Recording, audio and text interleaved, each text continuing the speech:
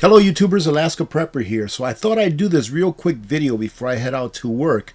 I think it's important that we start to think ahead now of what could happen should we go to war or should we enter into a Great Depression, which I think both are very probable.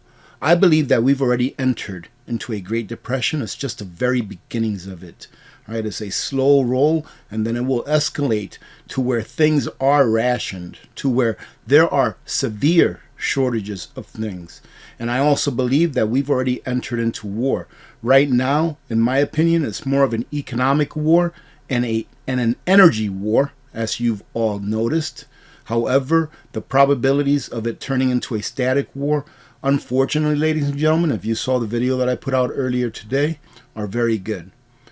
So I wanted to give you all some information. I'll leave the link to all of these articles, or all of these sites, not articles, below, because it gives us really good ideas as to what our grandparents, great-grandparents went through during the Great Depression / World War II when it comes to shortages and rationing.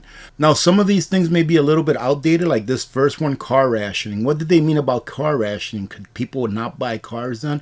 Well, here it says during World War II, cars weren't exactly rationed, but were kept at low speed limits of 35 miles an hour.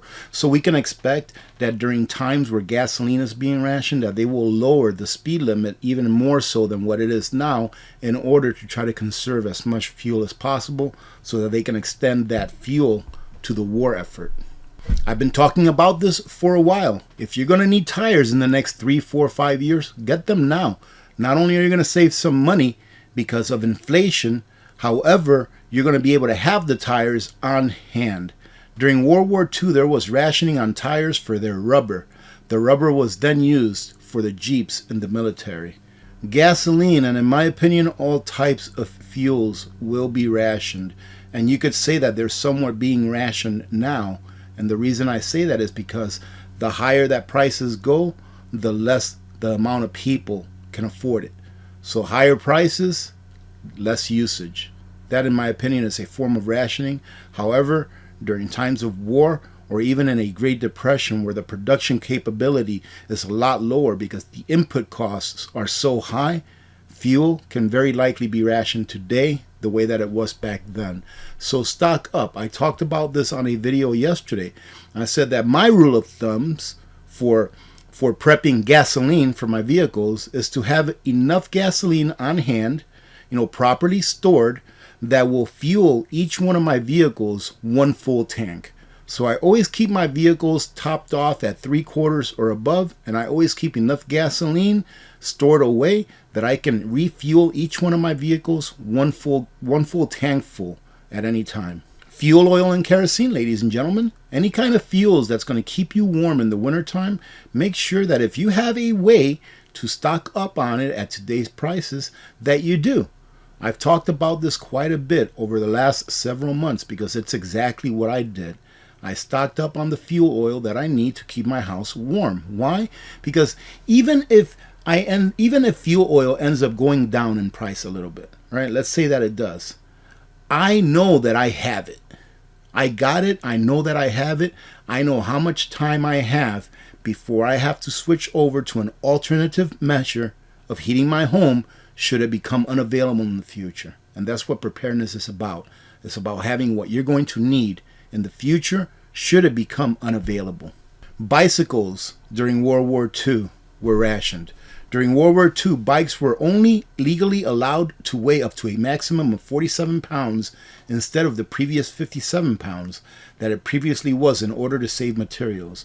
So they were rationing the materials that it took to make things. So in this case, do you think it would really affect the United States population if bicycles were rationed or restricted in how much they weigh or anything? Probably not. But in this case, try to understand what this really means is that products, resources were being rationed. In this case, probably the rubber was being rationed. The steel to make the bicycle was being rationed. So if we go into a war or a Great Depression, more likely a war, think of those materials that are going to be needed for you to get the things that you need. In this case, they're using bicycles as an example, but I'm sure that many other things, toasters, ovens, things like that, that used the materials that they needed for the war effort. Solid fuels was another one of them. That's not something that I think that would really affect us today, but I can understand how back then soldiers really wanted to eat a hot meal. I can understand that firsthand. Stoves were rationed for the same reason that bicycles were rationed, because they needed their materials that they were made out of in order to make things that they needed for the war effort. Rubber goes into a lot of things that we don't think about, not just tires. Shoes. Get your working shoes now. Get your working boots now. I've talked about this also in the past. If you know you're going to need shoes 5 years from now, guess what? They're available now. So go grab your shoes, whatever kind it is. Working shoes, working boots, even dress shoes. Who doesn't like to have a nice set of dress shoes in case they have to go to a wedding or, unfortunately, a funeral, if that be the case? But I don't eat sugar, AP. Well, sugar is a great bartering item, ladies and gentlemen. The war with Japan left the U.S. imports reduced by more than a third of what they had. Sugar was the first food to be rationed and would have to be purchased through stamps. So they actually gave people rationing books in order to be able to purchase sugar. So no matter how much money you had, you were only going to get what you were allowed to get for that month, unless you went to the black market and paid exponentially more for things like sugar. I would assume that flour as well, and those types of foods.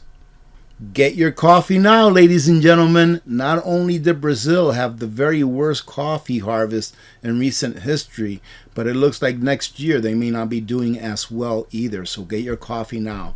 That is very important. I'm actually going to, after this video, I'm going to call Becky and put in my coffee order. And by the way, congratulations to those of you that won the giveaways at Nutrient Survival's giveaway during their live stream yesterday. Pretty fun time, wasn't it? Nutrient Survival, they got over 1,000 people in their live stream, and they were able to give away 2 things instead of 1. So awesome. I'll be there today if you want to go in there today and join in and try to win something. It doesn't cost you anything, and it really is a lot of fun. Here it says that processed foods were rationed for how well they stored. Right? And that during that time, that refrigeration wasn't really very popular. So processed foods, get them now, ladies and gentlemen. At the very least, learn how to process your own foods with a pressure canner. We all know that we have to get our meats taken care of, because not only are meats going to be in shortage next year, that's my opinion, because of all of the cattle that have been culled this year. Next year they'll probably be in shortage, and it'll last a little bit of time. But meat is a very big thing out in the field. I'll tell you what, having good meat when you're out, outside the wire, it's a real big morale booster, and it gives you that protein that you really need. But here they say that because of food being in short supply, especially meat, the government rationed it. There was only 2.5 pounds per adult a week. Any more than that was not allowed. Wow, that's a lot. 2.5 pounds per adult a week. I don't even eat that much meat a week. I really don't. That's actually a lot. I bet you that nowadays, if this ever happened, nowadays, it would be a lot less than that. But guess what? You can combat that by getting your own now and preserving it in whatever manner you want to preserve it right now. Along with your processed meats like Spam, all right? Spam, Vienna sausages, oh, those are the good ones. Canned fish like tuna, like sardines, and things like that. They pretty much rationed everything. I mean, including milk. Sweetened condensed milk. And this sweetened condensed milk, I have some of that on my shelf in my pantry that are years past their best buy date. My daughter just opened one about 1.5 weeks, 2 weeks ago. Absolutely nothing wrong with it. In my opinion, it has a lot to do on how you store it. And this stuff has so much sugar in it that it will last a very long time, even if it's not stored in ideal conditions. Canned milk was easy to store during World War II and was rationed so people wouldn't take more than they needed just for storage. Canned milk was mostly for pregnant women that needed it, and rationing on the milk prevented people from taking from the mothers while resources were scarce. So they're pretty much saying that they didn't want people to hoard the stuff. Talk to one of your grandparents or great-grandparents that lived through the Great Depression and ask them, if you knew we were going to have a Great Depression a year prior to when it started, would you have stocked up? And I guarantee you they would have been like, absolutely, we would have stocked up. mainly on shoes and things like that, because a lot of people back then grew their own food, but they would have stocked up on these things that they knew they weren't going to be able to make themselves or produce themselves. So ladies and gentlemen, the question is this: do you think that something may be coming down the line where things may be rationed or not available in the way that they are now? And if you do, are you stocking up now? You see, stocking up now, slow and steady, that's not hoarding. But if you wait until there is a severe shortage of something where things do have to be rationed, then if you try to take more, then in a way that could be defined as hoarding, because you know that someone else needs that. Right now, the system can keep up with people going to the shelf and grabbing 2 or 3 or 4 of something instead of just grabbing one. The system can keep up with it. So for example, let's say I go to Walmart and I get some mac and cheese.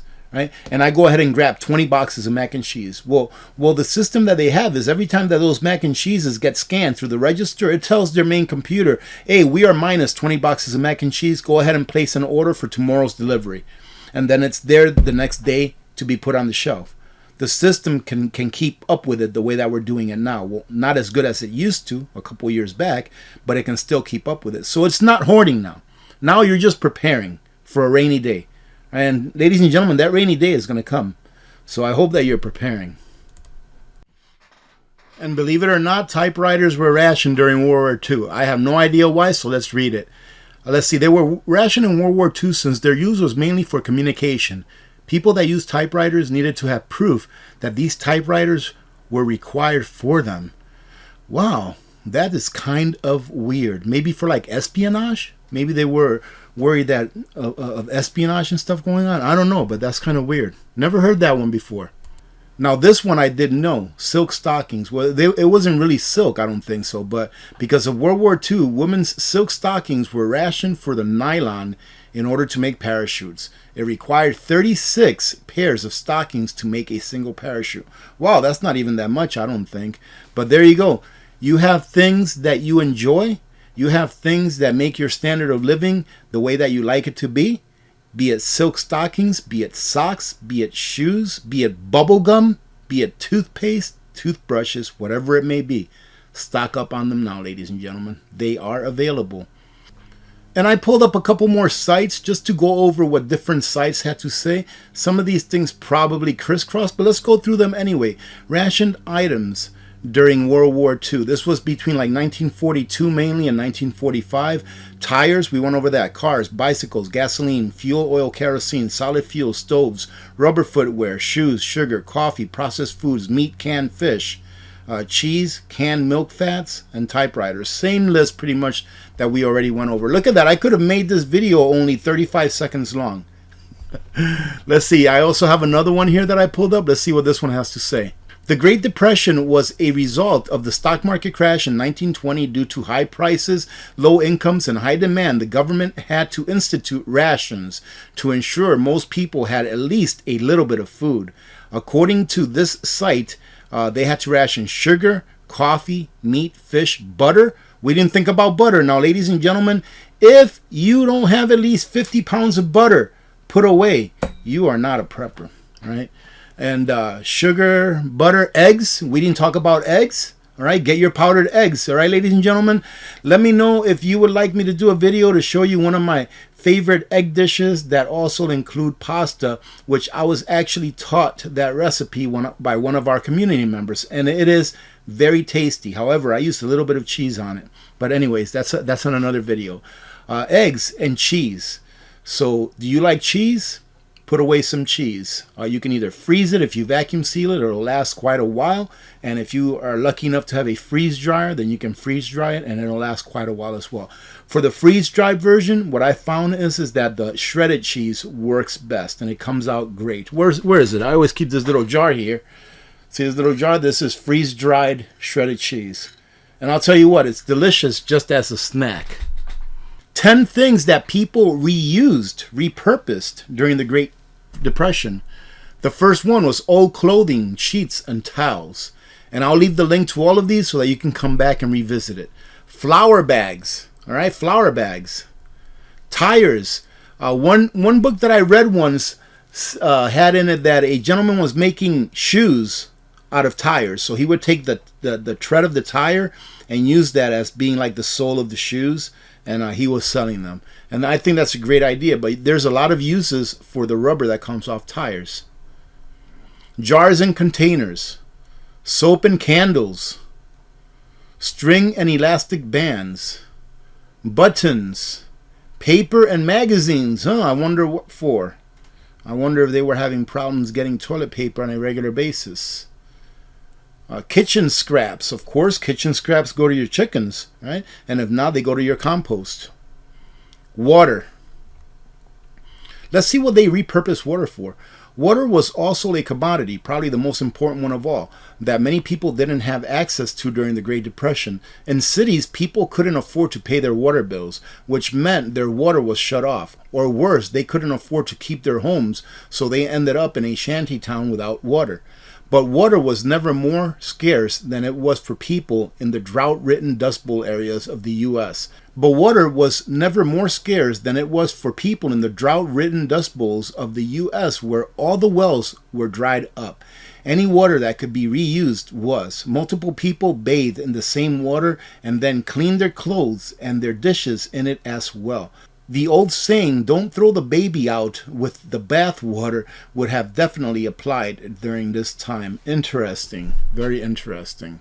Well, ladies and gentlemen, that was pretty interesting. You know, it's time for us to start looking at those things out in the future that we may need, even though we're not thinking about them today. Think outside the box. Think 3 years, 4 years, 5 years out. Like I said, if you know you're going to need it eventually, like a set of tires, what's it going to hurt for you to get it now? Put it away in a manner that's going to be stored properly and ready for you to use when you do need it. Because when you do need it, it just may not be available, especially looking at the future as it looks like right now. Doesn't look great. We can always have hope, and that's fine. But remember that without action, hope is just hope. All right. Having said that, thank you very much for joining in. I'm going to go outside, do a little bit of work. We got to tidy it up for the winter because I have a feeling there's a little bit of snow in the forecast, and that's just a terrible thing. Have a great day, ladies and gentlemen. Remember to be good to each other. When good people do good things happen. Remember to reach one, teach one, and repeat. If we all did this, the world would be a better place, and you know that it will be a better place. Many blessings to all of you and your families. I'm Alaska Prepper. I'm out.